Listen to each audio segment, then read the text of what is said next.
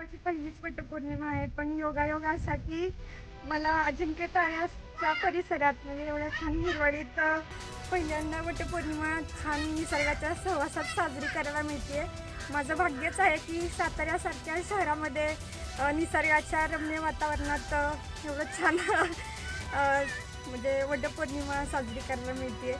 आणि योगाने आम्ही सकाळीच आलो करायला साजरे. मला आता काही सुचत नाही करू तर आपले पण त्याच्यामध्ये सहभागी आहेत. संभाजी पवार त्यांचे दिवसाचे तर त्यांनी सुरुवात केली इकडे वृक्षारोपण करायला. आणि हे आज भाग्याने म्हणजे आम्हाला खूप छान वाटतं इथं की अजिंक्यताऱ्याच्या परिसरात आम्हाला वटपौर्णिमा साजरी करायला मिळते. आणि हे वृक्षारोपणचं काम खूप जोरात चाललंय. हे असंच पुढं जाऊ दे.